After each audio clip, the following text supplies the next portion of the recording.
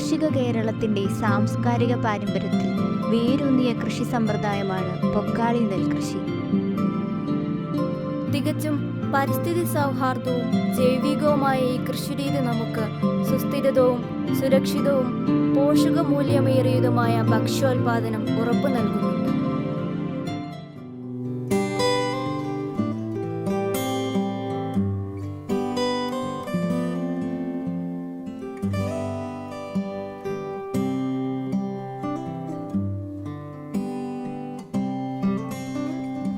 പൊക്കാളി കൃഷി തീരപ്രദേശത്ത് മാത്രം കാണുന്ന ഒരു പ്രത്യേക കൃഷി സമ്പ്രദായമാണ്.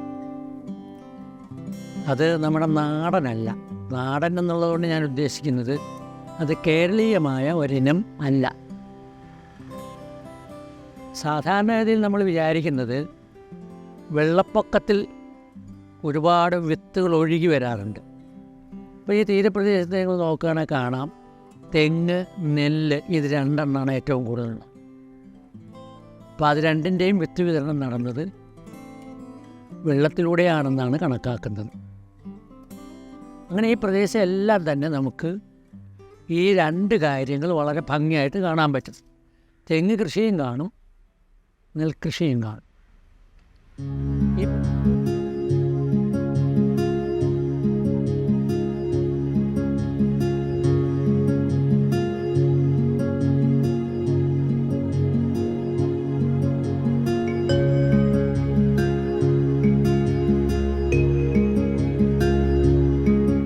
നൂറ്റാണ്ട് മധ്യത്തിൽ, അതായത് 1460 അങ്ങനെയൊക്കെയുള്ള ആ ഘട്ടത്തിൽ ഗോവയിൽ നിന്ന് ഗൗഡസാരസ ബ്രാഹ്മണർ എന്ന് പറയുന്ന ഒരു കൂട്ടം ആളുകൾ അവിടുത്തെ മതപീഡനം ഭയന്നിട്ട് അവിടെ നിന്ന് നാട് വിട്ടു. അവരഭയാർത്ഥിയായിട്ട് വന്നത് ഇവിടെയാണ്, ഈ കൊച്ചി രാജാവിൻ്റെ അടുത്താണ്. അപ്പോൾ കൊച്ചി രാജാവിനോട് അവർ പറഞ്ഞതെന്താണെന്ന് വെച്ചെന്നാൽ, ഞങ്ങളിനി നാട്ടിലേക്ക് മടങ്ങിപ്പോകണില്ല, ഞങ്ങളിവിടെ ഞങ്ങൾക്ക് അഭയം തരണം, ഞങ്ങൾ നിങ്ങളെയെല്ലാം സംരക്ഷിക്കാൻ പറ്റിയ പ്രത്യേക ഇനത്തിലൊരു വിത്ത് കൊണ്ടുവന്നിട്ടുണ്ട്, അത് ചെട്ടിവിരിപ്പാണ്. ഇപ്പോൾ ചെട്ടിവിരിപ്പിൻ്റെ ഗുണങ്ങൾ എന്തൊക്കെയാണെന്നൊക്കെ രാജാവ് ചോദിച്ച്. തവിട്ട് നിറത്തിലാണ് പൊക്കാളി ധാന്യങ്ങൾ കാണപ്പെടുന്നത്. മാത്രമല്ല ഇവ വലിപ്പമേറിയതുമാണ്. ജൈവവൈവിധ്യത്തിന്റെ കലവറയായ പൊക്കാളിപ്പാടങ്ങൾ വിവിധയിനം പക്ഷികളുടെയും മത്സ്യങ്ങളുടെയും സൂക്ഷ്മജീവികളുടെയും ആവാസ കേന്ദ്രം കൂടിയാണ്.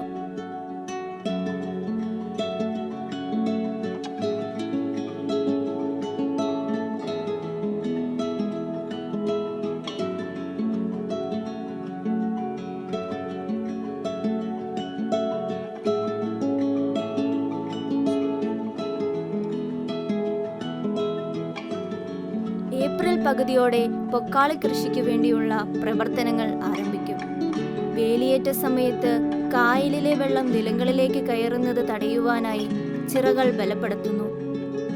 കൂടാതെ നിലത്തിന്റെ മധ്യേ ഒരറ്റം മുതൽ ഒരു തോട് കീറി വെള്ളം പുറത്തേക്കൊഴുക്കുന്നു.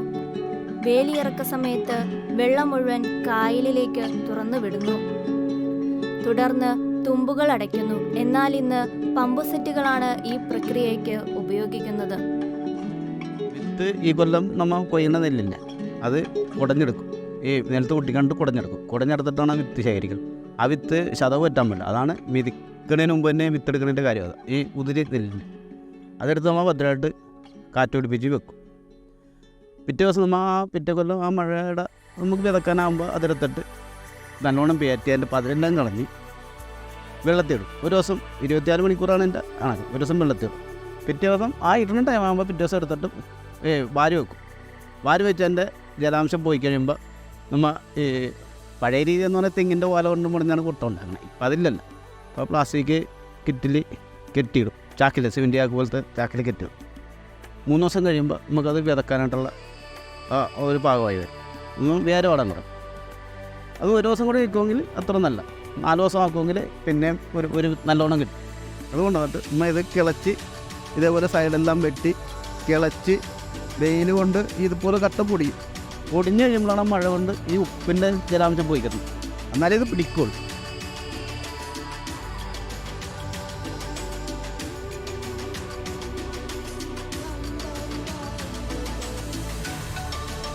വളർന്നു വരുന്ന നെൽച്ചെടിയുടെ ഇടയിൽ നിന്ന് പായൽ, കളകൾ എന്നിവയെ നീക്കം ചെയ്യുന്നു. ഇത് ഞാറിൻ്റെ വളർച്ചയ്ക്ക് ഉപകാരപ്രദമാകുന്നു. 28 ദിവസമാകുമ്പോഴേക്കും വിതച്ച നെൽവിത്തുകൾക്ക് മുട്ട് വരും. ആ ദിവസം വിത്ത് പിടിക്കാത്ത സ്ഥലങ്ങളിലേക്ക് അവയെ പറിച്ചു നടുന്നു. ഈ പ്രക്രിയയെ പറിച്ചു നടീൽ നിരത്ത് എന്നാണ് അറിയപ്പെടുന്നത്. ഏകദേശം 90 ദിവസമാകുമ്പോഴേക്കും നെൽക്കതിർ വരും. മഴയ്ക്കനുസരിച്ച് വിളവിൻ്റെ അളവിലും വ്യതിയാനങ്ങൾ വരാറുണ്ട്. പൊക്കാളി വിത്തിനങ്ങളുടെ സാധാരണ വിളവുകാലം എന്നത് 120 ദിവസമാണ്. വിളവെടുപ്പ് അടുക്കാറാവുമ്പോഴേക്കും കട്ടുകൾ മെതിച്ചെടുക്കുന്നതിനായി കളമൊരുക്കുന്നതും ഈ കൃഷിരീതിയുടെ സവിശേഷമായ ഒരു ഭാഗമാണ്. കൊയ്ത്തിന് ശേഷമുള്ള പ്രധാന പ്രക്രിയകളാണ് മെതിക്കലും നെല്ലുണക്കലും.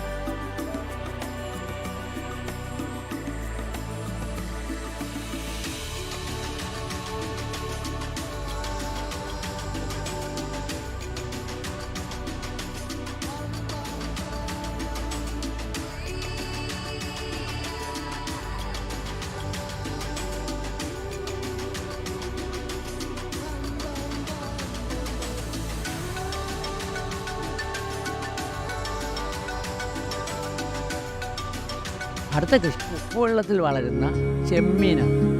അത് നല്ലതുപോലെ ഉണ്ടാവും ഇതിൽ. അപ്പോൾ 6 മാസം നമ്മുടെ കൃഷി എന്ന് പറയുന്നത് നെല്ലായിരിക്കും. 6 മാസം എന്ന് പറയുന്നത് മത്സ്യകൃഷിയായിരിക്കും.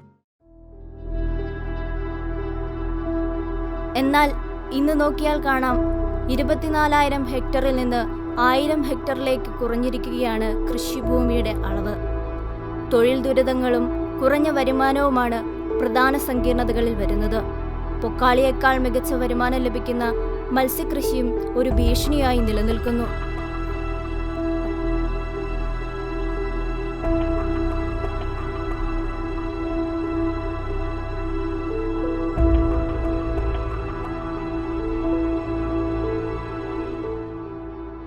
പുതിയ ഒരു കാലഘട്ടത്തിൽ പൊക്കാളിനെ കുറിച്ചൊക്കെ വളരെ പ്രബലമായിട്ടുള്ള ചർച്ച വരുമ്പോഴാണ് പൊക്കാളി വീണ്ടും ആളുകൾ ചെയ്തില്ലെങ്കിൽ ഈ ചെമ്മിക്കെട്ട് നടത്താൻ പറ്റില്ലെന്നുള്ള ഒരു വാദമൊക്കെ വന്നു. അപ്പോൾ ചെമ്മിക്കെട്ടാണ് 30 വർഷം കൊണ്ട് നടത്തിക്കൊണ്ടിരിക്കുന്നത്. ഇപ്പോൾ കുറച്ച് കാലങ്ങളായിട്ട് ഏതാനും 30 ഏക്കറുള്ള സ്ഥലത്ത് 1 ഏക്കർ കൃഷി ചെയ്യും, അല്ലെങ്കിൽ ഒരു 4 ഏക്കർ കൃഷി ചെയ്യും. ഇപ്പം എൻ്റെ വീടിനോട് അടുത്തുള്ള ഒരു സ്ഥലത്ത് 56 ഏക്കറുള്ള അടുത്ത് 1 ഏക്കറിൽ മാത്രം കൃഷി ചെയ്യണത്. അത് കൃഷി ചെയ്യാൻ വേണ്ടിയിട്ട് സർക്കാർ സാമ്പത്തിക സഹായം കൊടുത്തിട്ട് പോലും അവിടെ ഇപ്പോഴും കൃഷി ചെയ്തിട്ടില്ല.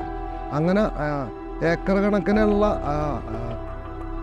സ്ഥലങ്ങൾ ചെമ്മീൻ മാത്രം അല്ലെങ്കിൽ മീൻ മാത്രം വളർത്തുന്നതിന് മാറ്റുന്നതിന് വേണ്ടിയിട്ട് ആണ് ഇപ്പോൾ ഉപയോഗിച്ചിട്ട്. കൃഷി ശരിക്കും പറഞ്ഞു കഴിഞ്ഞാൽ പൊക്കാളി എന്നുള്ളൊരു വിത്ത് തന്നെ നമ്മുടെ ഇവിടെ ഇപ്പം ഇല്ല, ഭൂമിയിലില്ല എന്ന് വേണേൽ പറയാൻ പറ്റും.